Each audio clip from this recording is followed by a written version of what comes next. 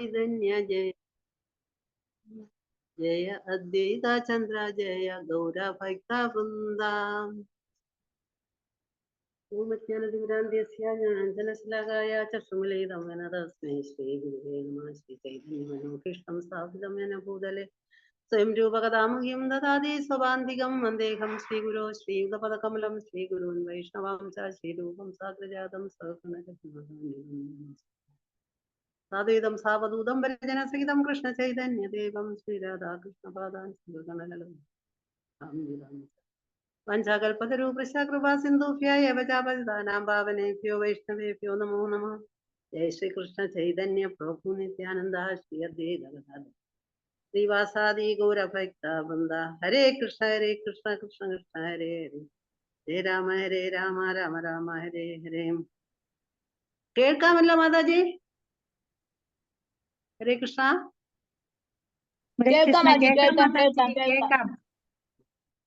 നമുക്കിന്ന് 38ാമത്തെ ശ്ലോകം തൊട്ടല്ലേ മാതാജി? അതെ മാജി. നരശബ്ദ കഹേ സർവ ജീവേരേ നിജയ അയന ശബ്ദേ കഹേ താഹാരാശ്രയ.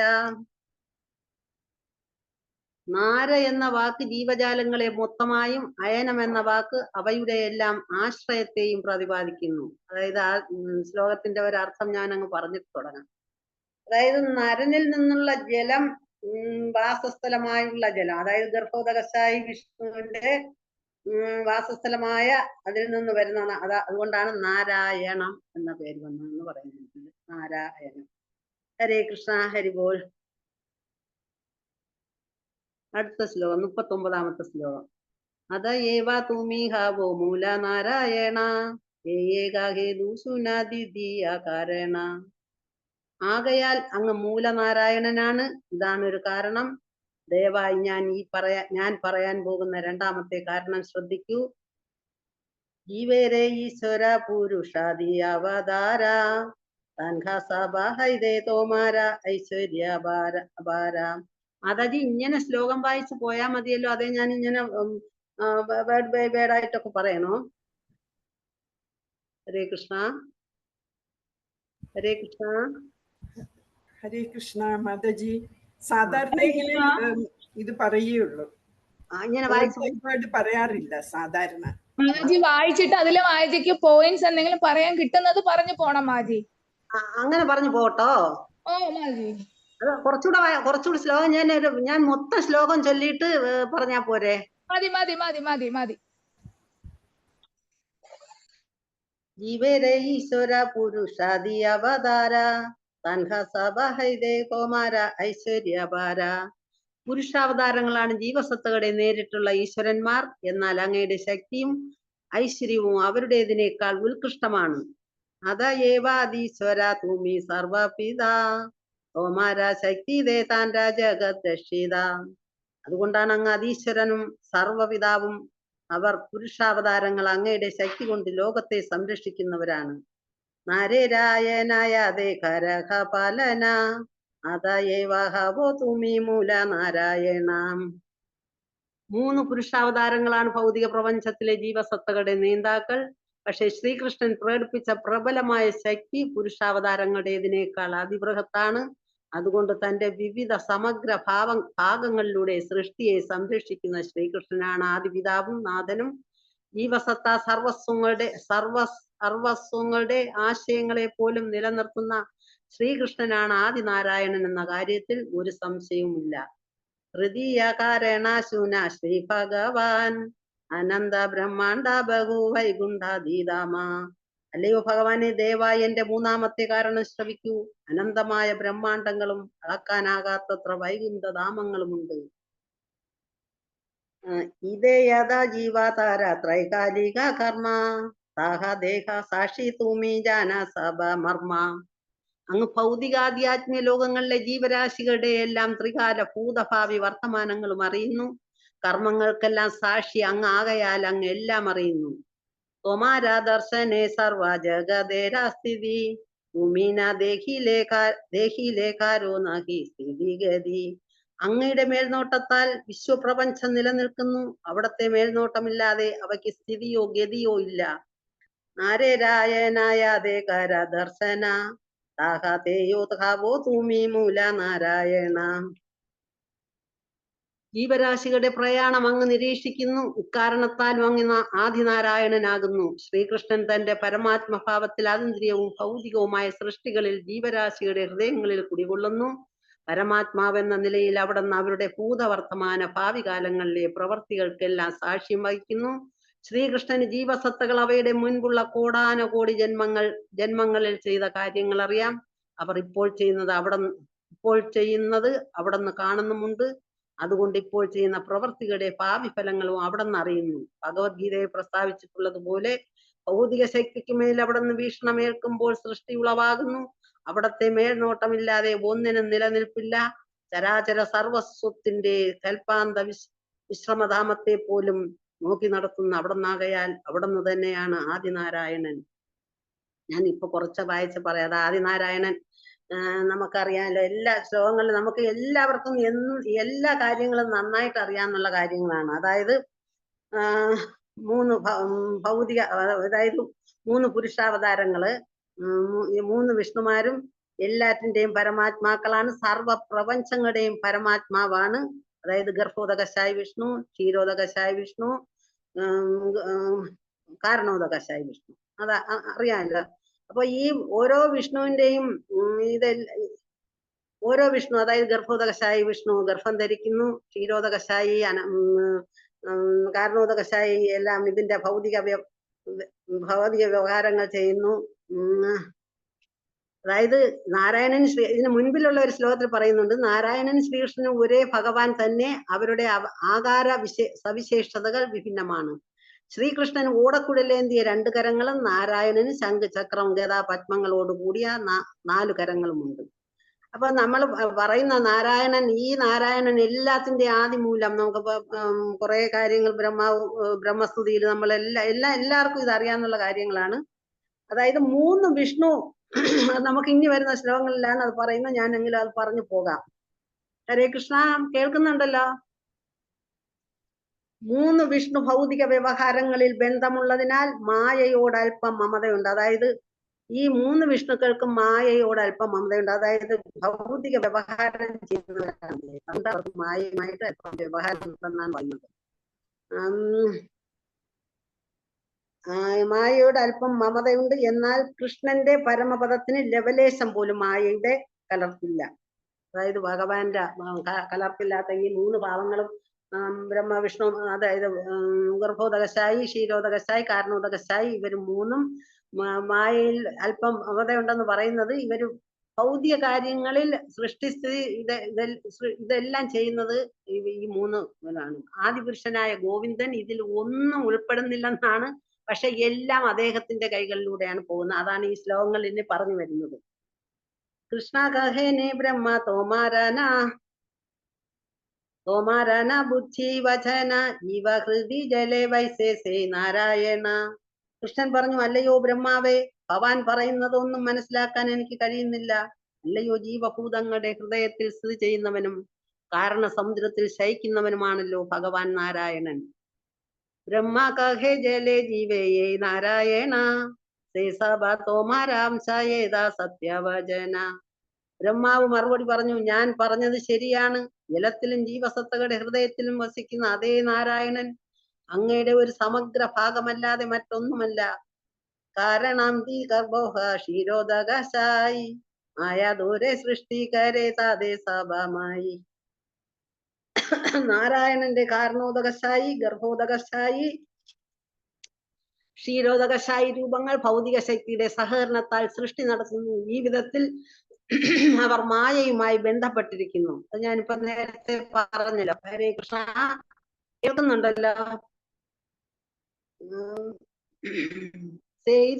ജലശായി സർവാന്തരാമി ബ്രഹ്മാണ്ട വൃന്ദേര ആത്മായേ പുരുഷനാമി.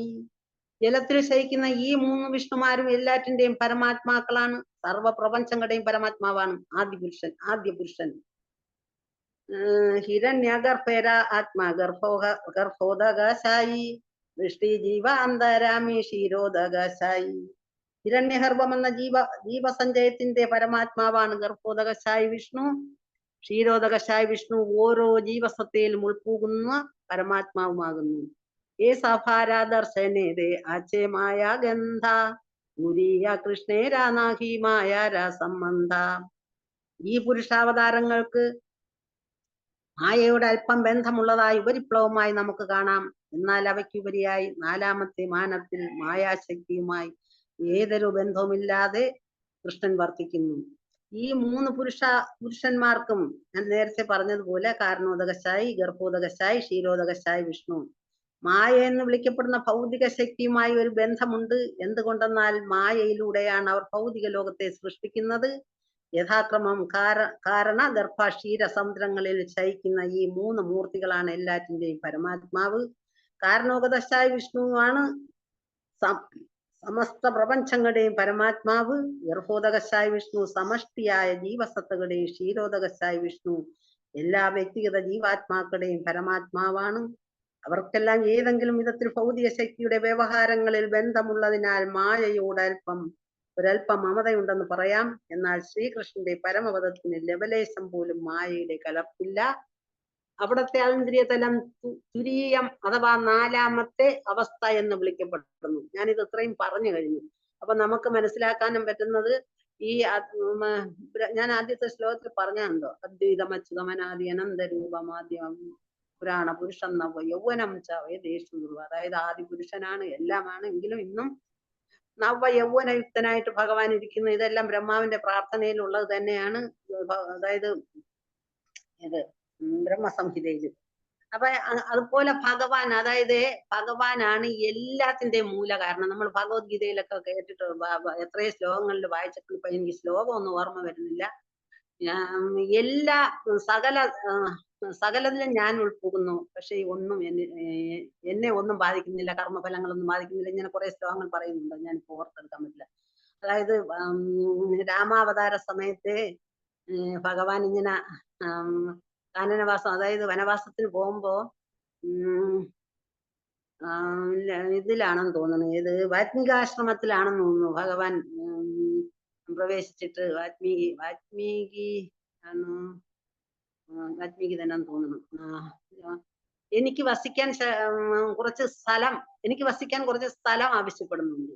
അപ്പൊ അദ്ദേഹം ചിരിച്ചുകൊണ്ട് പറയുന്നുണ്ട്, സകല ചരാചരങ്ങളും അങ്ങയിൽ കുടികൊള്ളുന്നു, സകല ചരാചരങ്ങളും അങ്ങയിൽ കുടികൊള്ളുന്നു, സകല ചരാചരങ്ങളിലും അങ്ങ് കുടികൊള്ളുന്നു. അങ്ങനെയുള്ള അങ്ങേക്ക് ഞാൻ എങ്ങനെയാണ് സ്ഥലം തരേണ്ടതെന്ന് ചോദിക്കും. എന്നിട്ട് ചോദിച്ചത് കൊണ്ട് പറഞ്ഞു കൊടുക്കും. അങ്ങനെയാണ് ആ സ്ഥലങ്ങളൊക്കെ പറയുന്നത്. അതുപോലെ ഭഗവാൻ ഇതെല്ലാം, അതായത് കൃഷ്ണന്റെ ഒരു നേരത്തെ പറഞ്ഞ കുഴൽ ഊതി ഭഗവാൻ നടക്കുന്നു. അതായത് ഈശ്വരൻ, അതാണ് ഈശ്വരൻ എന്താ ജോലി? ഈ സകല അവതാരങ്ങള്, മൂന്ന് പുരുഷാവതാരങ്ങള്, അതിനകത്ത് എല്ലാം ഭഗവാൻ ഏൽപ്പിച്ചിട്ട് ഭഗവാൻ അദ്ദേഹത്തിന് എന്താ ജോലി എന്ന് ചോദിച്ചാല് ഓടക്കുഴൽ ഊതി നടക്കുക. അതായത് നമ്മൾക്ക് അത് ഞാൻ ഇത് വ്യക്തമായിട്ട് നമുക്ക് ഇതെല്ലാം അറിയാമെന്നുള്ള കാര്യമാണെങ്കിലും ഒന്നുകൂടെ, അതായത് ചൈതന്യ ശിക്ഷാമൃതത്തില് ഭഗവാന്റെ 64 ശക്തികളെ പറ്റി പറയുന്നതിൽ ഈ 50 ശക്തികളെ പറ്റി പറഞ്ഞിട്ട് പറയുന്നത്, ഈ 50 ഗുണങ്ങളും എല്ലാ ജീവസത്തകളിലും വളരെ ചെറിയ അളവിലുണ്ട്. അവർ ആധ്യാത്മികമായി പൂർണ്ണമായി സ്വതന്ത്രരാകുകയും തങ്ങളുടെ ആത്മീയമായ അവസ്ഥയെ സംസ്ഥിതരാകുകയും ചെയ്യുമ്പോൾ ഈ ഗുണങ്ങളെല്ലാം സൂക്ഷ്മമായ അളവിൽ മനുഷ്യ ജീവിതത്തിൽ കാണുവാൻ കഴിയും. സൂക്ഷ്മമായ അളവിൽ അത് വെച്ചാണ് നമ്മളിവിടെ മനുഷ്യരുടെ ആളാകുന്നത്, അല്ലേ? കൃഷ്ണനിലാകട്ടെ അവ സമഗ്രമായി തന്നെ സ്ഥിതി ചെയ്യുന്നു. ഇനി അത് 50. അത് കഴിഞ്ഞിട്ട് പരമപ്രഭുവായ വിഷ്ണുവിലും ഭാഗികമായി ശിവനിലും കാണാവുന്ന വേറെ 5 ആധ്യാത്മിക ഗുണങ്ങൾ താഴെ പറഞ്ഞിട്ടുള്ളവ ഉണ്ട്. ഇത് വായിക്കുമ്പോൾ തന്നെ നമുക്ക് മനസ്സിലാകുന്നുണ്ട് ഭഗവാനും ഒരു ലീല, ഭഗവാൻ ആകെ ഉള്ളത് ഇത്രയും വായിച്ചിട്ട് ഞാൻ പറയാം. മൂലാവസ്ഥയിൽ സ്ഥിതി ചെയ്യുന്നു. അദ്ദേഹം സർവജ്ഞനാകുന്നു. അദ്ദേഹം നിത്യഹരിതൻ അഥവാ സദാ പുതുമയുള്ളവനാണ്. അദ്ദേഹം ശാശ്വതമായി പരമാനന്ദ പൂർണ്ണനാണ്. 5 ആധ്യാത്മിക ഗുണങ്ങൾക്ക് പുറമെ പരവ്യോമത്തിൽ വിശേഷിച്ച് നാരായണൻ അധിഷ്ഠാന ദേവതയായുള്ള വൈകുണ്ഠ ലോകത്തിൽ കാണാവുന്ന 5 ഗുണങ്ങൾ കൂടിയുണ്ട്. അപ്പൊ നമുക്ക് മനസ്സിലായി 50, 5, 55 ഇങ്ങനെ പോകുന്ന നമ്പർ. അവ ഇതൊക്കെയാണ്. അദ്ദേഹത്തിന് അചിന്ത്യങ്ങളായ ഗുണങ്ങളുണ്ട്. അദ്ദേഹത്തിന് അസംഖ്യം പ്രപഞ്ചങ്ങളെ നിലനിർത്തുവാൻ കഴിയും. അദ്ദേഹമാണ് എല്ലാ അവതാരങ്ങളുടെയും ബീജം. അദ്ദേഹം താൻ നിഗമിക്കുന്ന ശത്രുക്കൾക്ക് പരമോന്നതമായ അന്യൂനത പ്രദാനം ചെയ്യുന്നു. അദ്ദേഹം ആത്മസാക്ഷാത്കാരം നേടിയ ആടുകളിൽ വെച്ച് ഏറ്റവും ആകർഷകനത്രേ. അപ്പൊ ആകെ 60 വരുന്ന മുൻ പറഞ്ഞ ഗുണങ്ങളെല്ലാം സ്വഭാവ വിശേഷങ്ങളും നാരായണന്റെ പദവി വരെ ദൃശ്യമായവയാണ്. ആ നാരായണനാണ് ഞാൻ നമ്മോട് നേരത്തെ പറയുന്നത്. എന്നാൽ കൃഷ്ണന് 4 അസാധാരണ ഗുണങ്ങളുണ്ട്. അവയത്രേ: അദ്ദേഹത്തിന് അത്ഭുതകരങ്ങളായ ലീലകൾ ആവിഷ്കരിക്കുവാൻ കഴിയും. അദ്ദേഹം ആധ്യാത്മിക മുരളീവാദനത്തിൽ പ്രവീണനത്രേ. അദ്ദേഹം പ്രേമസമ്പന്നരായ ഭക്തന്മാരാൽ പരിവൃതനാണ്. അദ്ദേഹത്തിന് അനിതര സാധാരണമായ ശരീര സൗന്ദര്യമുണ്ട്. അങ്ങനെ കൃഷ്ണന് 64 ആധ്യാത്മ ഗുണവിശേഷങ്ങളുണ്ട്. അപ്പൊ നമുക്കത് മനസ്സിലായി. അപ്പൊ കൃഷ്ണന് എപ്പോഴും ലീലകളാടുക, അതായത് 3 ഓടക്കുഴലുണ്ട്. അതായത് നമ്മൾ അത് നേരത്തെ വായിച്ചില്ലേ, ഈ ഓടക്കുഴൽ കൊണ്ട് നടക്കുക. ഭഗവാന് എല്ലാ ഭഗവാന്റെ മറ്റ് അവതാരങ്ങളിലൂടെ എല്ലാ കാര്യങ്ങളും നടക്കുന്നുണ്ട്. ഭഗവാൻ ഇവിടെ സ്വതന്ത്രനായിട്ട് രാധാറാണിയായിട്ട് അങ്ങനെ നടക്കുകയാണ്. രാധാറാണി എന്നല്ല, എല്ലാ ലീലകളും ആടി നടക്കുകയാണ്. ആകെ 60 പറഞ്ഞ ഗുണങ്ങൾ നാരായണന്റെ പദവി. എന്നാൽ കൃഷ്ണന് 4 അതായത് നമ്മൾ പറഞ്ഞല്ലോ, കൃഷ്ണന് അതായത് ഈ രാസലീല സമയത്ത് ഒരു കഥ പറയുന്നത്, രാസലീല നടക്കുമ്പോ ഭഗവാൻ ഇവർക്ക്, അതായത് 2-3 സ്ഥലത്ത് പല ഇതില് പറയുന്നത്, ഗോപികമാർക്ക് അവരാണ് ഏറ്റവും വലുതെന്നുള്ള ഒരു ഗർവ് തോന്നും. അങ്ങനെ ഭഗവാൻ അവരെ ഉപേക്ഷിച്ചിട്ട് പോകുമ്പോ ആ പോകുന്ന സമയത്ത്, അതായത് 4ാമത്തെ അവസ്ഥയാണ് കലർപ്പില്ലാത്ത, ലവലേശം പോലും മായയുടെ കലർപ്പില്ലാത്ത 4ാമത്തെ അവസ്ഥയാണ് കൃഷ്ണൻ. അതിൻ്റെയാണ് ഞാൻ ഇത്രയും കാര്യങ്ങൾ പറഞ്ഞത്. ഗോപികമാർ അന്വേഷിച്ചു വരുമ്പോൾ നാരായണ രൂപത്തിലാണ് ആദ്യം ഭഗവാൻ ഇവർക്ക് ദൃശ്യനാകുന്നത്, ദർശനം കൊടുക്കുന്നത്. ഗോപികമാർ അവരെ നാരായണനെ നമസ്കാരമൊക്കെ ചെയ്തിട്ട് കൃഷ്ണനെ കണ്ടോന്ന് ചോദിക്കുമ്പോൾ വേഗം കൃഷ്ണന്റെ രൂപം എടുക്കുന്നത്. അതാണ് ഈശ്വരന്റെ രൂപവും ഭാവവും. അതായത് ഭഗവാൻ ഇങ്ങനെ പരിപൂർണ അവതാരം, നമുക്ക് പൂർണ്ണാവതാരം തന്നെ സാഹിത്യാവതാരം, ഇങ്ങനെ കുറെ അവതാരങ്ങളെ പറ്റി അറിയാം. പക്ഷെ ഭഗവാൻ പൂർണ്ണ അവതാരം, അതായത് ഭഗവാൻ പൂർണ്ണ അവതാരമായിട്ട് വരുമ്പോ ഭഗവാന്റെ കൂടെ എല്ലാവരും ഇങ്ങ് പോരെയാണ്. അതായത് എല്ലാ ഗോവർദ്ധനം, യമുന, അങ്ങനെ എല്ലാ പരിവാരങ്ങളുമായിട്ടാണ് ഭഗവാൻ ഇവിടെ ഭൂമിയിൽ അവതരിക്കുന്നത്. അപ്പൊ എത്ര കരുണയാണ് ഭഗവാൻ കാണുന്നത്. അതൊക്കെ രാധാറാണിയുടെ ആവശ്യപ്രകാരം ഭഗവാൻ ഇതെല്ലാം ചെയ്തേക്കാണ്. പക്ഷെ അതിനേക്കാൾ കാരുണ്യ അവതാരമാണ് ചൈതന്യാവതാരം. നമുക്കത് ഇനി വായിച്ചു വരുമ്പോൾ മനസ്സിലാകും. എന്താണെന്ന് വെച്ചാൽ കൃഷ്ണന്റെ ഇന്നിപ്പോ കൃഷ്ണാവതാരം എടുത്തിരുന്നപ്പോ ഉണ്ടായിരുന്നവരെല്ലാം ചൈതന്യാവതാരത്തിൽ പല വേഷങ്ങളിൽ വരെയാണ്. പഞ്ചപാണ്ഡവര് വരുന്നുണ്ട്, പിന്നെ അവരുടെ പിതാക്ക് പേരൊക്കെ ഓർമ്മിച്ചെടുക്കാൻ വലിയ താമസം വരും. അപ്പൊ ഇവരെല്ലാവരും ഭഗവാന്റെ അവതാരങ്ങളുടെ കൂടെ വരുന്നവരാണ്. എല്ലാ അവതാരങ്ങളും അത് നമുക്ക് ഇതില് നന്നായിട്ട് മനസ്സിലാകും ആ ഭാഗങ്ങള്. അതുപോലെ ഭഗവാൻ ഇങ്ങനെ ലീലകളാടി മനുഷ്യരെല്ലാം എല്ലാവരെയും രമിപ്പിച്ച് നടക്കുന്ന ഒരു ഭാഗമാണ് ഭഗവാന്റത്. അല്ലാതെ ഭഗവാൻ വേറെ ഒരു ഇതുമില്ല. അതായത് ജയദേവ കവിയുടെ ആ ഒരു ഇതുണ്ടല്ലോ, ജയദേവയുടെ ഗോവിന്ദം, അതായത്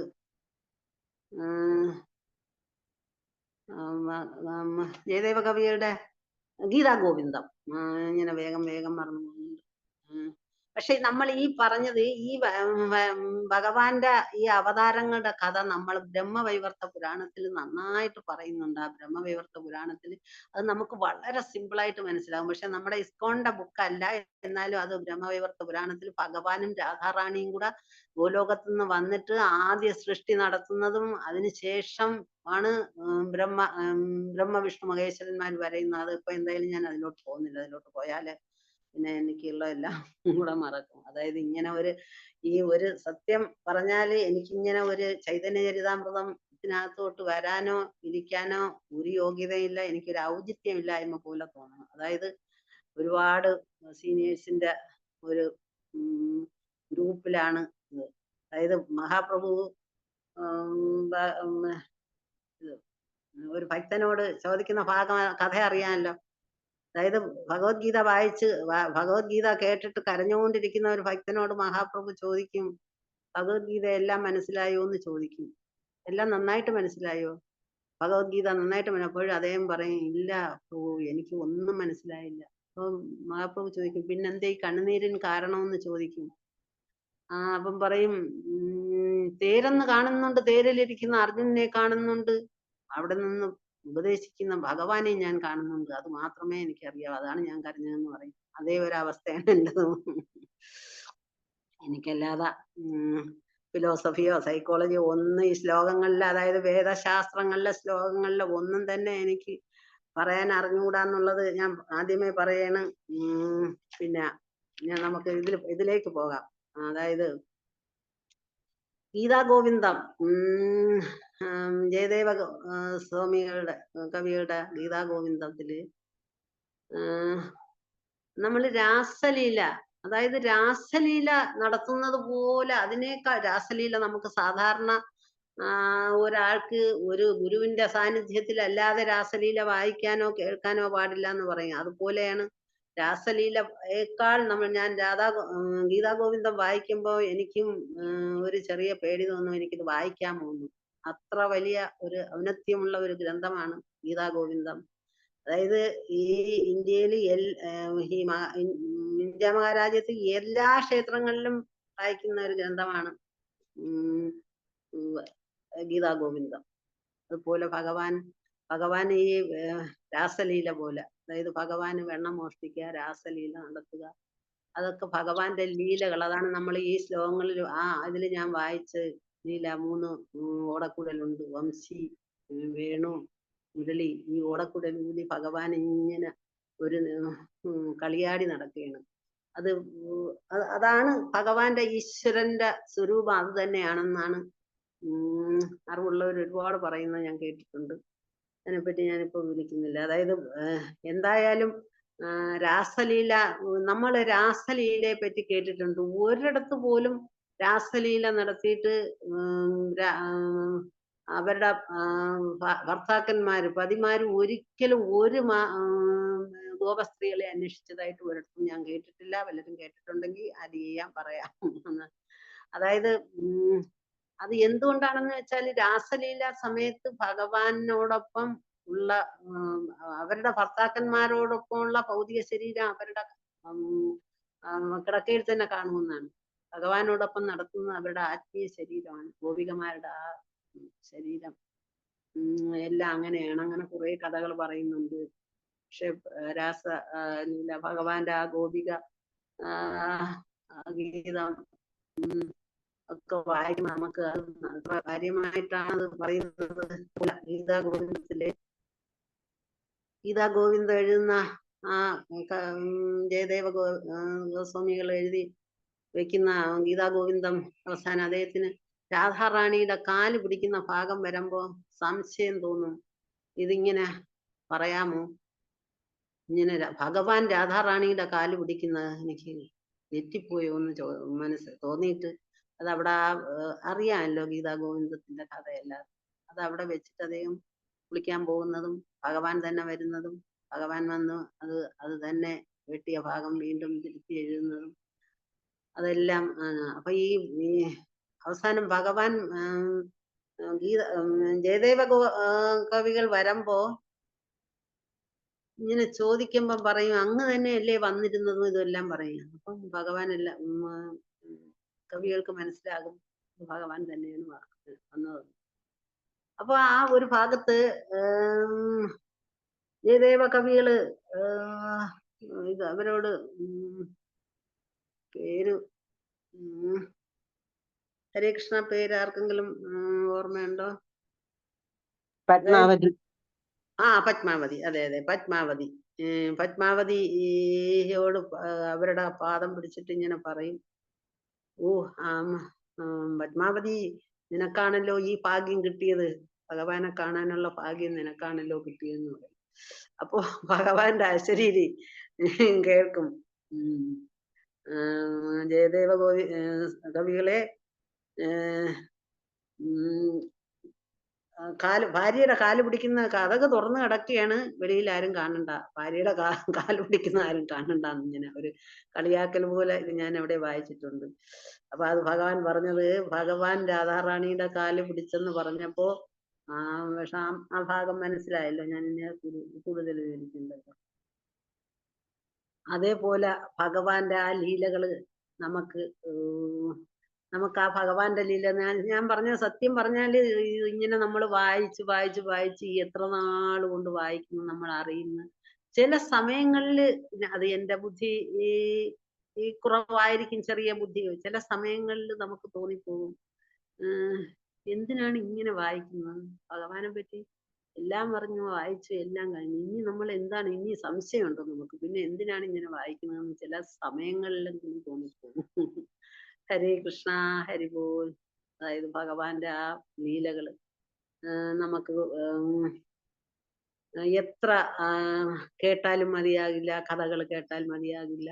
ഭഗവാന്റെ ആ പുരുഷാവതാരങ്ങളെ പറ്റിയും കൃഷ്ണന്റെ അവതാരത്തെ പറ്റിയുള്ള വ്യത്യാസങ്ങളാണ് നമ്മളിപ്പോ വായിച്ച ശ്ലോകങ്ങളിൽ പറയുന്നത്. ഇനി കുറച്ച് ശ്ലോകങ്ങളിലൂടെ, അതായത്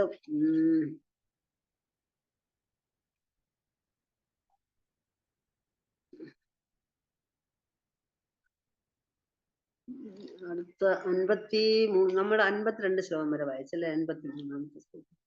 വിരാട ഹിരണ്യ ഗർഭശ കാരണം ചേത്തോപാദായാം ഈശസ്യ യത്രിഭിർഹീനം തുരീയം തത്പ്രചക്ഷതേ. ഭൗതിക ലോകത്തിൽ ഭഗവാൻ വിരാട് ഹിരണ്യഗർഭൻ കാരണൻ എന്നിങ്ങനെ അഭിദാനം ചെയ്യപ്പെടുന്നു. എന്നാൽ വാസ്തവത്തിൽ അവിടെ ഇവയ്ക്കെല്ലാം ഉപരിയായ 4-ാം മാനത്തിലാണ്. വിരാട പറഞ്ഞല്ലേ, അതായത് ഈ 3 പുരുഷാവതാരങ്ങളുടെയും അപ്പുറമാണ് 4-ാം അവതാരത്തിന്റെ ഭഗവാൻ ഉപരിയായ 4-ാം മാനത്തിലാണ്. വിരാട പരമപുരുഷന്റെ ഭൗതികമായ വിശ്വരൂപാവിഷ്കാരം, ഹിരണ്യഗർഭൻ ജീവസമഷ്ടിയുടെ ചൈതന്യവത്തായ ആത്മാവ്, കാരണൻ ഭൗതിക സർവസ്വത്തിന്റെയും കാരണഭൂതൻ, ഇവയെല്ലാം ഭൗതിക സൃഷ്ടിയുടെ ചുമതലയുള്ള പുരുഷന്മാരുടെ സ്ഥാനപ്പേരുകളാണ്. അതീന്ദ്രിയ സ്ഥാനം ഇവയെ എല്ലാം മറികടന്നുള്ളതാകയാൽ തുരീയമെന്ന് വിളിക്കുന്നു. ഇത് ശ്രീമദ് ഭാഗവതം 11:15-16 ശ്രീധരസ്വാമി നൽകിയിട്ടുള്ള വ്യാഖ്യാനത്തിൽ നിന്നുള്ള ഉദ്ധരണിയാണ്. ഹരേ കൃഷ്ണ. യദ്യഭീതിനേരമായ ലയീയ വ്യവഹാര തഥാപി തസ്പൃശാനാഹി സഭേ മായാപാര. ഭഗവാന്റെ ഈ 3 ഭാവങ്ങളും ഭൗതിക ശക്തിയുമായി നേരിട്ട് ഇടപെടുന്നുണ്ടെങ്കിലും അവയിലൊന്നും അവർ സ്പർശിക്കപ്പെടുന്നില്ല. അവരെല്ലാം മായയ്ക്ക് അതീതരാണ്. ഏതീശാനാമീശസ്യ പ്രകൃതിസ്ഥോ അഭി തദ്ഗുണൈകാനായുജ്യതേ സദാത്മാസ്ഥൈര്യതാ ബുദ്ധി സദാശ്രയ. പരമപുരുഷന്റെ ഈശ്വരത്വം ഇതാകുന്നു. ഭൗതിക പ്രകൃതിയിൽ സ്ഥിതി ചെയ്യുമ്പോഴും അവിടുന്ന് ത്രിഗുണങ്ങളാൽ ബാധിക്കപ്പെടുന്നില്ല. അതുപോലെ അവിടുന്ന് ശരണം പ്രാപിച്ചവരും അവിടുന്ന് ബുദ്ധി ഉറപ്പിച്ചവരും പ്രകൃതി ഗുണങ്ങളാൽ ബാധിക്കപ്പെടുന്നില്ല. ഈ ശ്ലോകം ശ്രീമദ് ഭാഗവതം 1:11-38 നിന്നുള്ളതാണ്. പാതാരവിന്ദങ്ങളിൽ ആശ്രയം പ്രാപിച്ചവർ ഭൗതിക ലോകത്തിൽ ജീവിക്കുമ്പോഴും അതുമായി ഐക്യം പുലർത്തുന്നില്ല. പരിശുദ്ധ ഭക്തന്മാർ ത്രിഗുണങ്ങളുമായി ഇടപെട്ടേക്കാം. എന്നാൽ കൃഷ്ണാബോധത്തിലുള്ള അവരുടെ അതീന്ദ്രിയ ബുദ്ധി മൂലം അവർ ഭൗതിക ഗുണങ്ങളാൽ സ്വാധീനിക്കപ്പെടുന്നില്ല. ഭൗതിക പ്രവർത്തികളുടെ വശീകരണ ശക്തി അത്തരം ഭക്തരെ ആകർഷിക്കുകയില്ല. അതുകൊണ്ട് ഭഗവാനും ഭഗവാന്റെ കീഴിൽ പ്രവർത്തിക്കുന്ന ഭക്തന്മാരും എല്ലായ്പ്പോഴും ഭൗതിക മാലിന്യങ്ങളിൽ നിന്നും മുക്തരാണ്. അപ്പൊ നമ്മൾക്കറിയാം, നമ്മളെല്ലാവരും ഭൗതികതയുടെ കുടുക്കിൽ കിടക്കുന്നവരാണ്. നമ്മൾ ഭൗതികമായിട്ട് എല്ലാം ചെയ്യുന്നുണ്ട്. ഇതിനിടയ്ക്ക് ഭഗവാന്റെ സേവകൾ ചെയ്യുന്നുണ്ട്. നമ്മുടെ സാധനങ്ങൾ നോക്കി മാലജപം അങ്ങനെ എല്ലാം ചെയ്യുന്നുണ്ടെങ്കിലും നമ്മൾ ആരും ത്രിഗുണങ്ങളുമായി ഇടപെടുന്നവരാണെങ്കിൽ അതിൽ നിന്ന് മുക്തരാണെന്ന് ആർക്കെങ്കിലും പറയാൻ പറ്റുമോ? എന്നാൽ ഒരു ശരിയായ ഭക്തൻ കാണും. ഒരുപാട് ഭൗതികതയിൽ നിന്ന് കരകയറിയവർ ഒരുപാട് പേരുണ്ട്. ഞാൻ എന്റെ കാര്യം പറയുന്നു. ഭൗതിക ഗുണങ്ങൾ ത്രിഗുണങ്ങളുടെ സത്വരജസ്തമ ഗുണങ്ങളുടെ ഇതിൽ നമ്മൾ ഗുണങ്ങളാൽ സ്വാധീനിക്കപ്പെടുന്നില്ല. ഭൗതിക പ്രവൃത്തികളുടെ വശീകരണ ശക്തി അത്തരം ഭക്തരെ ആകർഷിക്കുകയില്ല. ആ ഭൗതിക പ്രവൃത്തികളുടെ വശീകരണ ശക്തി എന്ന് പറയുമ്പോൾ നമ്മൾ കാണുന്ന ഭൗതിക ശക്തികളിൽ വീഴാതിരിക്കണമെങ്കിൽ നമ്മൾ എന്തൊക്കെ ചെയ്യണം, എങ്ങനെ നമ്മൾ ജീവിക്കണം, ഇതൊക്കെ എല്ലാ ഭക്തന്മാരും മനസ്സിലാക്കേണ്ട കാര്യങ്ങളാണ്. സേതിന ജനേര തുമി പരമാശ്രയ തുമി മൂല നാരായണ ഈസേഖി സംശയ. ഈ 3 സമഗ്ര വിസ്തരണങ്ങളുടെയും പരമമായ ആശ്രയം അങ്ങാകുന്നു. അപ്രകാരം അങ്ങ് ആദിമനാരായണൻ ആണെന്ന കാര്യത്തിൽ നേരിയ സംശയം പോലുമില്ല. നേരത്തെ അതെല്ലാം പറഞ്ഞു കഴിഞ്ഞുകൊണ്ടാണ് ഞാൻ ഇങ്ങനെ വായിച്ചിരുന്നത്. ആദിനാരായണൻ ദ്വൈതമച്യുതമനാദി അനന്തരൂപം ആദ്യം പുരാണ പുരുഷം നവയൗവനം പറഞ്ഞാണ്. ആദിനാരായണനാണെന്ന കാര്യത്തിൽ നേരിയ സംശയം പോലുമില്ല. ക്ഷീരോദകശായ വിഷ്ണു, ഗർഭോദകശായ വിഷ്ണു, കാരണോദകശായ വിഷ്ണു, മഹാവിഷ്ണു എന്നീ 3 ആവിഷ്കാരങ്ങളുടെയും സ്രോതസ് ശ്രീകൃഷ്ണ ഭഗവാനാണെന്ന് ബ്രഹ്മാവ് ഉറപ്പു നൽകുന്നു. കൃഷ്ണന് തന്റെ ലീലകൾക്കായി 4 ആവിഷ്കാരങ്ങളുണ്ട്. വാസുദേവൻ, സംകർഷണൻ, പ്രദ്യുമ്നൻ, അനിരുദ്ധൻ. സമഗ്ര ഭൗതിക ശക്തിയുടെ സൃഷ്ടാവും പ്രഥമ പുരുഷാവതാരവുമായ മഹാവിഷ്ണു സംകർഷണന്റെ ഒരു വിസ്തരണമാണ്. രണ്ടാമത്തെ മൂർത്തിയായ ഗർഭോദകശായ വിഷ്ണു പ്രദ്യുമ്നന്റെയും മൂന്നാമത്തേതായ ക്ഷീരോദകശായ വിഷ്ണു അനിരുദ്ധന്റെയും ഒരു വിസ്തരണമാണ്. ഇവയെല്ലാം ശ്രീകൃഷ്ണന്റെ ആവിഷ്കാരമായ നാരായണന്റെ ആവിഷ്കാരങ്ങളുടെ വിഭാഗത്തിൽപ്പെടുന്നു. സേയിതിനേരംശി പര വ്യോമ നാരായണ തോമാര വിലാസ തുമി മൂല നാരായണ. ഈ 3 സവിശേഷതകളുടെയും പ്രഭവം പരവ്യോമത്തിലെ നാരായണനാകുന്നു. അവിടെ നിന്ന് അങ്ങയുടെ വിലാസ വിസ്തരണമാണ്. അതുകൊണ്ട് മൂലനാരായണൻ അവിടെ നിന്നാണ്. അതായേവ ബ്രഹ്മവാക്യേ പരവ്യോമ നാരായണ തെങ്കോ കൃഷ്ണേരാവിലാസായേ തത്വ വിവരണ. അതുകൊണ്ട് ബ്രഹ്മാവിന്റെ വാക്യമനുസരിച്ച് പരവ്യോമത്തിലെ അതിദേവനായ നാരായണൻ കൃഷ്ണന്റെ വിലാസ രൂപമാണ്. ഇതിപ്പോൾ നിസ്സംശയം തെളിയിക്കപ്പെട്ടിരിക്കുന്നു. ലക്ഷണ ഭാഗവത സാര പരിഭാഷ രൂപൈകാര സർവത്രാധികാര. ഈ ശ്ലോകത്തിൽ ശ്ലോകം സൂചിപ്പിച്ചിട്ടുള്ള സത്യമാണ് ശ്രീമദ് ഭാഗവത്തിന്റെ സാരം. പര്യായങ്ങളിലൂടെയുള്ള ഈ നിഗമനം എല്ലായിടത്തും പ്രയോഗ യോഗ്യമാണ്. അതായത് ഇതിനെപ്പറ്റി കൂടുതൽ വിവരിക്കാൻ നമുക്ക് എല്ലാവർക്കും നന്നായിട്ട് അറിയാവുന്ന കാര്യങ്ങളാണ്. ഭഗവാന്റെ ആദിമൂലമേ, അതായത് ആദി രൂപമായ ഈ 3 പുരുഷാവതാരങ്ങളിലേക്കും വെച്ച് ഏറ്റവും ടോപ്പ് ലെവലിൽ നിൽക്കുന്ന ഭഗവാന്റെ രൂപത്തെ പറ്റിയാണ് ഈ ഇദ്ദേഹം പറയുന്നത്. അത്രയും അതായത് ശ്രീകൃഷ്ണ അവതാരം എന്ന് പറയുമ്പോൾ ശ്രീകൃഷ്ണന്റെ അവതാരം, അതായത് വൃന്ദാവനത്തിലെ ശ്രീകൃഷ്ണനെയാണ് നമ്മളെല്ലാവരും എപ്പോഴും ഓർക്കുന്നത്. അതാണ് നമ്മളെല്ലാരും ഓർക്കേണ്ടത്. അതായത് ശ്ലോകങ്ങൾ, വൃന്ദാവനത്തിലെ ശ്ലോകങ്ങളെല്ലാം, പാട്ടുകൾ എല്ലാവർക്കും അറിയാം. വൃന്ദാവന രമ്യസ്ഥാന വൃന്ദാവന രമ്യസ്ഥാന ദിവ്യ സിന്ദാമണി ധാമ. അതായത് ഭഗവാന്റെ വൃന്ദാവന രൂപം അത് നമ്മൾ ഓരോരുത്തരെയും ആകർഷിക്കുന്ന രൂപമാണ്. അതൊക്കെയാണ്. അടുത്ത ശ്ലോകം കൂടെ വായിക്കാം. ബ്രഹ്മാത്മാ ഭഗവാൻ കൃഷ്ണേരാ വിഹാര ഏ അർത്ഥന ജാനി മൂർഖ അർത്ഥാകാരേ ധാരാം. ബ്രഹ്മാവും പരമാത്മാവും ഭഗവാനും കൃഷ്ണന്റെ തന്നെ ആവിഷ്കാരങ്ങളാണെന്ന് അറിയാത്ത വിഡ്ഢികളായ പണ്ഡിതന്മാർ പല വിധത്തിൽ ഊഹാപോഹങ്ങൾ നടത്തുന്നു. ഹരേ കൃഷ്ണ. മാതാജി 60 ശ്ലോകം കഴിഞ്ഞു. ഇനി ഇതില് ആർക്കെങ്കിലും ആഡ് ചെയ്യാനുണ്ടെങ്കിൽ എന്തെങ്കിലുമൊക്കെ ആഡ് ചെയ്യാം. ഞാൻ നിർത്തട്ടോ, അതേ ശ്ലോകത്തിൽ പോട്ടോ? 60 വരെ വായിച്ചോ മാജി? നാളെ തൊട്ട് 61 ഇന്ന് നിർത്തുകയാണെങ്കില്? 60 വരെ ഞാൻ വായിച്ചു. എന്നാ പിന്നെ മതി മാജി, 60 ആയില്ലേ? വേണമെങ്കിൽ വായിച്ച് പോകാൻ. ഇപ്പൊ ഇത് എല്ലാം ഇങ്ങനെ വിവരിക്കാൻ എല്ലാവർക്കും എല്ലാം അറിയാന്നുള്ള കാര്യങ്ങൾ തന്നെ. എങ്കിലും ഇപ്പൊ കുറച്ചുകൂടെ വേണമെങ്കിൽ വായിച്ചു പോകാം മാതാജി. ഒരു 4-5 ശ്ലോകം മാക്സിമം ഒരു 4 ശ്ലോകം കൂടെ വായിക്കണം മാജി. 64 നമുക്ക് നിർത്താം. നാളെ തൊട്ട് 65 തുടങ്ങാം മാജി. ശരി ശരി ശരി. ശരി. അവതാരി നാരായണ കൃഷ്ണ അവതാര തെൻഘ ചതുർഭുജ ഇൻഘ മനുഷ്യാകാരം. നാരായണൻ ചതുർഭുജനും കൃഷ്ണൻ മനുഷ്യാകാരനുമായതിനാൽ നാരായണനാണ് മൂല ഈശ്വരനെന്നും കൃഷ്ണൻ ഒരു അവതാരം മാത്രമാണെന്നും അവർ പറയുന്നു. നാരായണന് 4 കൈകൾ ഉള്ളതിനാലും ശ്രീകൃഷ്ണന് 2 കൈ മാത്രം ഉള്ളതിനാലും നാരായണനാണ് ആദിപുരുഷ ഭഗവാനെന്നും കൃഷ്ണൻ അവിടുത്തെ അവതാരമാണെന്നും ചില പണ്ഡിതന്മാർ വാദിക്കുന്നു. അത്തരം ബുദ്ധിഹീനരായ പണ്ഡിതന്മാർക്ക് പരമനിരപേക്ഷ സത്യത്തിന്റെ സവിശേഷതകളെ കുറിച്ച് അറിവില്ല. അതായത് നമുക്കറിയാം, വിശ്വരൂപം കാണിക്കുമ്പോ ഭഗവാൻ വിശ്വരൂപം കാണിക്കുമ്പോ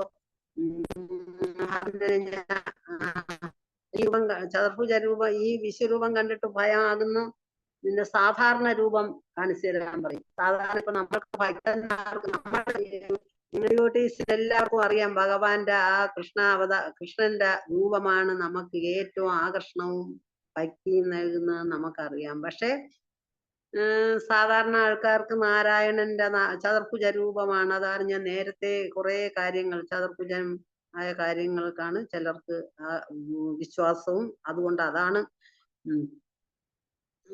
മനുഷ്യകാരനുമായതിനാൽ നാരായണനാണ് മൂല ഈശ്വരനെന്നും കൃഷ്ണൻ ഒരു അവതാരം മാത്രമാണെന്ന് അവർ പറയുന്നു. ഇപ്പൊ നമുക്കറിയാം, ഈ എല്ലാ ഇസ്കോൺ ഒഴിച്ച് ബാക്കിയുള്ള എല്ലാവരും പറയുന്നത് ഇതേ വാക്കുകളാണ്. അതായത് പരമ നാരായണനാണ് എല്ലാത്തിന്റെയും മൂല കാരണമെന്നും കൃഷ്ണൻ അവതാരം മാത്രമാണെന്ന് അവർ പറയുന്നു. പക്ഷെ അതല്ല ശരിയായ കാര്യം. അതല്ല, കൃഷ്ണനാണ് സകലതിന്റെയും സ്രോതസ്, സകലതിന്റെയും മൂലകാരണം അദ്ദേഹമാണ്. അതാണ് ഈ ബ്രഹ്മാവ് ഇവിടെ ഇത്രയും ശ്ലോകങ്ങളിലൂടെ നമുക്ക് പറഞ്ഞു തന്നത്. മനസ്സിലായല്ലോ? യയി മതേ നാനാരൂപകാരേ പൂർവപക്ഷ ആഹാരേ നിർജിതേ ഭാഗവതപദ്യാദശ. ഇപ്രകാരം അവരുടെ വാദങ്ങൾ വിവിധ രൂപങ്ങളിൽ പ്രത്യക്ഷപ്പെടുന്നു. എന്നാൽ ഭാഗവത കാവ്യം അവയെല്ലാം വിദഗ്ധമായി ഖണ്ഡിക്കുന്നു. നമ്മളിപ്പോ ഈ ശ്ലോകത്തിൽ പറഞ്ഞ കാര്യം നമ്മളിപ്പോഴും ഡിവോട്ടീസ് അനുഭവിച്ചുകൊണ്ടിരിക്കുന്ന കാര്യമാണ്. അവര് ചതുർഭുജ രൂപമാണ് നാരായണ രൂപം, അതാണ് മൂല ഈശ്വരൻ എന്നൊക്കെ പറയുമ്പോ ആൾക്കാര് അതാ പറയുമ്പോ നമ്മളല്ല കൃഷ്ണനാണെന്ന് പറഞ്ഞാൽ നമ്മളെ അവര് എന്തോ അറിവില്ലാത്ത പട്ടികയിലാ കാണുന്നത്. അത് നമുക്കത് അറിയാമല്ലോ. അതായത് ഭഗവാൻ വിശ്വരൂപം കണ്ടിട്ട് അർജുനൻ പറയുന്നത്, നിന്റെ ആദ്യത്തെ ദ്വിഭുജ രൂപം അതെനിക്ക് കാട്ടിത്തരണം. അപ്പൊ ഭഗവാൻ പറയുന്നുണ്ട്, ഈ രൂപം ആർക്കും ദൃശ്യമാകുന്ന രൂപമല്ല എന്ന് പറയുന്നുണ്ട്.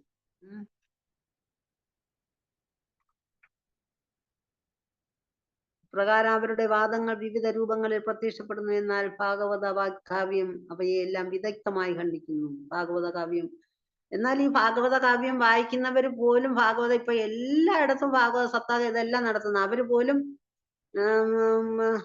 ഭാഗവത കാവ്യം അവയെല്ലാം വിദഗ്ധമായി ഖണ്ഡിക്കുന്നു എന്ന് പറയുന്നെങ്കിലും സാധാരണ ആൾക്കാര് അവരുടെ നിലപാടിൽ തന്നെ ഉറച്ചു നിൽക്കുന്നു. അതായത് എല്ലാത്തിന്റെ സ്രോതസ് ഈ നാരായണൻ, ചതുർഭുജ നാരായണനിൽ നിന്നാണെന്ന് പറയും. അതിൽ നിന്നാണ് എല്ലാ അവതാരങ്ങളും വരുന്നതെന്ന് പറയും. ഞാൻ നേരത്തെ പറഞ്ഞില്ലേ, ആ ഒരു ബ്രഹ്മവൈവർത്ത പുരാണത്തിൽ അത് നല്ല വ്യക്തമായിട്ട് പറയുന്നുണ്ട്. അത് നന്നായിട്ട് വളരെ സിമ്പിളായിട്ട് ഞാൻ വായിച്ചു. അതിന് സമയമില്ല, അല്ലെങ്കിൽ ഞാൻ അത് വായിക്കുമായിരുന്നു. വദന്തി തത്വം യജ്ഞാനാം അദ്വയം ബ്രഹ്മേതി പരമാത്മേതി ഭഗവാനേതി ശബ്ദയതേ. പരമസത്യത്തെ അറിയുന്ന അതീന്ദ്രിയവാദികൾ ഈ അദ്വൈത ജ്ഞാനത്തെ ബ്രഹ്മം, പരമാത്മാവ്, ഭഗവാൻ എന്നിങ്ങനെ വിളിക്കുന്നു. ഈ ശ്ലോകം ശ്രീമദ് ഭാഗവതത്തിൽ നിന്നുള്ളതാണ്. അതായത് പരമേന്ദ്രിയവാദി ജ്ഞാനം, ബ്രഹ്മം, പരമാത്മാവ് ഇതൊക്കെ നമ്മൾ ഒരുപാട് പഠിച്ചതാണ്, എല്ലാവർക്കും അറിയാന്നുള്ള കാര്യം അതിനകത്ത് ഞാൻ വിവരിക്കുന്നുണ്ടല്ലോ. സുനഭായി ഈ ശ്ലോകാകാരഃ വിചാര ഏകമുഖ്യ തത്വതീനാതാഹാര പ്രചാര. അല്ലയോ പ്രിയ സഹോദരന്മാരെ, ഈ ശ്ലോകത്തിന്റെ വിശദീകരണം ഒരേ ആദിസത്തയാണ് ഈ 3 സവിശേഷ ഭാവങ്ങളിൽ അറിയപ്പെടുന്നത്. ഈ 3 സവിശേഷ ഭാവങ്ങൾ നമ്മളിപ്പം പറയുന്നു. പ്രബോധകശായി, ക്ഷീരോദകശായി, കാരണോദകശായി. ഈ വിഷ്ണുവിലൂടെയാണ് ഈ പ്രപഞ്ചം പ്രവർത്തിക്കുന്നതും അതിന്റെ എല്ലാ സ്രോതസ്സും അതാണെന്ന് എല്ലാം നമുക്ക് മനസ്സിലായി കഴിഞ്ഞു. പക്ഷെ ഇതിനെല്ലാം ഉപരിയാണ് ആദിപുരുഷനായ ഗോവിന്ദൻ. അതാണ് ഇതിന്റെ ഈ 3 ശ്ലോകങ്ങളിലൂടെ നമുക്ക് പറഞ്ഞു തരുന്നത്. ഹരേ കൃഷ്ണ. 65 ശ്ലോകം 64 ശ്ലോകം വരെ വായിച്ചു മാതാജി. ഓക്കെ മാജി. ഹരേ കൃഷ്ണ. ഇനി ആരെങ്കിലും എന്തെങ്കിലും അഭിപ്രായങ്ങൾ പറയാനല്ലോ? ആർക്കെങ്കിലും ഇതിൽ എന്തെങ്കിലും അഭിപ്രായം ഉണ്ടെങ്കിലോ അല്ലെങ്കിൽ എന്തെങ്കിലും പോയിന്റ്സ് ആഡ് ചെയ്യണമെങ്കിലോ ദയവായി ആഡ് ചെയ്യുക. എന്തെങ്കിലും എക്സ്ട്രാ പോയിന്റ്സ് ഉണ്ടെങ്കിലോ ദയവായി ആഡ് ചെയ്യുക. ധീരസമീരേ. ഹരേ കൃഷ്ണ.